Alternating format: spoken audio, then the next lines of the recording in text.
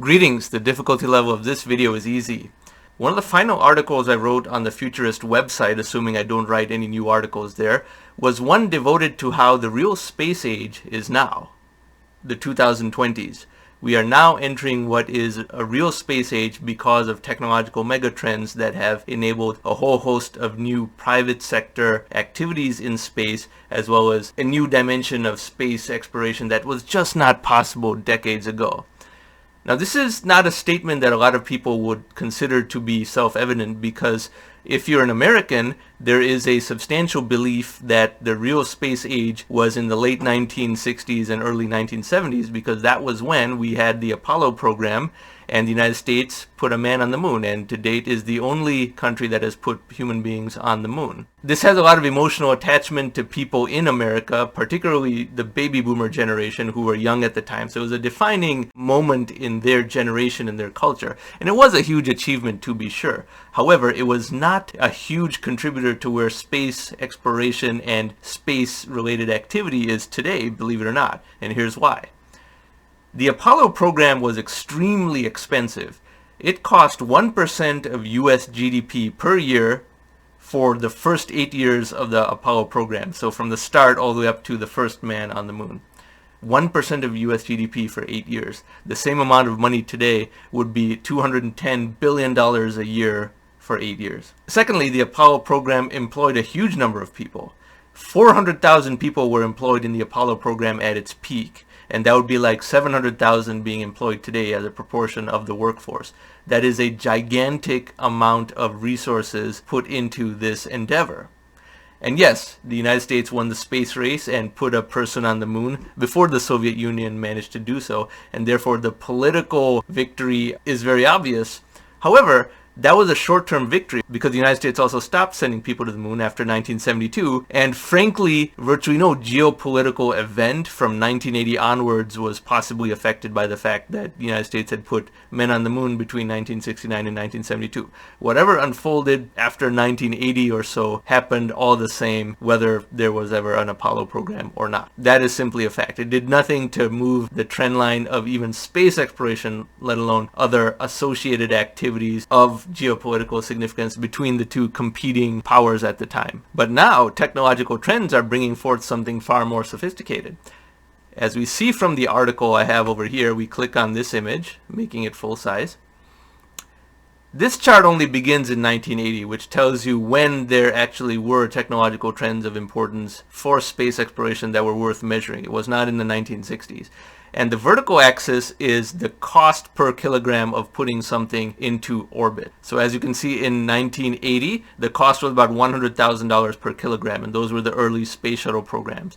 By 1995, the space shuttle was somewhat cheaper, maybe $30,000 per kilogram. And later on, you had Falcon rockets and so forth. And as of 2020, we have the Falcon Heavy rocket, which is only $1,000 per kilogram. So that is a cost reduction of 100x over the last 40 years. 100x cost reduction is very substantial. Now even private enterprises can launch certain things into space. In addition, this trend is not stopping. There are projections for what type of rockets will be available in the future, and this trend is expected to continue until it is very inexpensive to launch things into space. And because of this, now we have a private sector in space.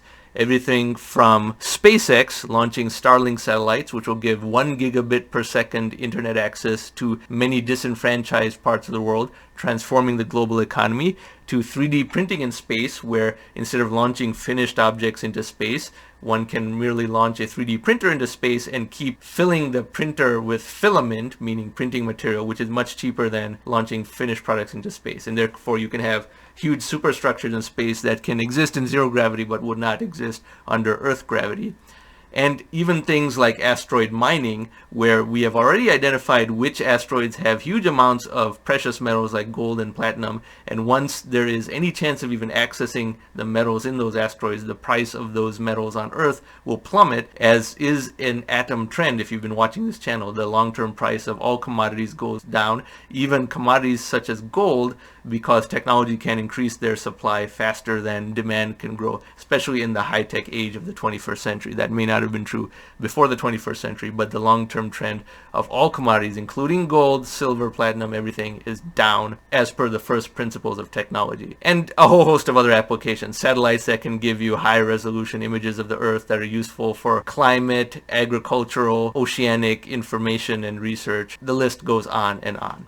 So we are now entering a real space age in the 2020s. There will never be a period where it seems like space activity has died down, such as was the case after the Apollo program, where it seems that space exploration had kind of stopped almost. That is never going to happen again. Now each decade will be more impressive than the last, because now we are truly in an irreversible exponential trend of space exploration. And that's because there are actually two exponentials here. Not just this first one that I'm showing you, which is a decline in price per launch, but just the mega trend of Moore's law and other technologies associated with electronics.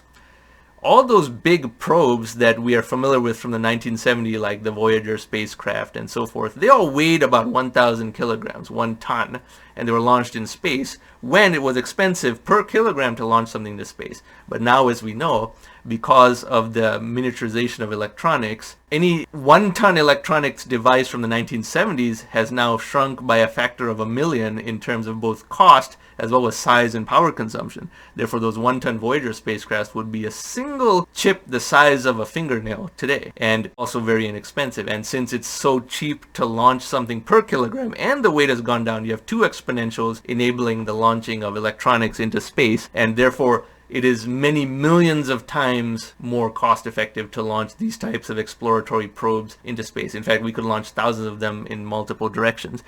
Government space agencies like NASA don't have the vision to shrink their electronics down. That's why every probe they launch is the same size and weight as the ones from the 1970s, which is absurd because the Voyager spacecraft is simple enough that any hobbyist could make one today, and if the cost of launch is so low, even private individuals could create their own. We, as a species, should be launching thousands of such exploratory probes in all directions, and the camera resolutions are so much better, and all these images are easily uploadable to the internet, which was also not the case in the 1970s when Voyager was sending back images. You had to check out books from the libraries to see all the nice pictures of Jupiter, Saturn, Uranus, and Neptune that were being sent back to Earth by Voyagers 1 and 2. Now, this is a very complicated topic, and I'm going to have a series of videos on this channel exploring all the new aspects of the private space sector. This is, as I said, the first decade in which we're actually going to have a significant portion of the economy associated with space-related activity, and that will only continue to rise as we go into the 2030s and 2040s. So this is really a very exciting time for space enthusiasts for so many different reasons that we will explore. And space is even an investable thing, another theme of this channel. In the Apollo era, you could not invest in the prospect of space exploration. There was no way to do that. You had one government in the world putting people on the moon, maybe two other governments doing anything significant in space. It was completely public sector. You couldn't invest in the potential of anything space related, but now you can. And all of these topics are very fascinating, and we will explore them in detail. Now, if you like this type of content, I encourage you to subscribe to this channel, and thank you very much for watching.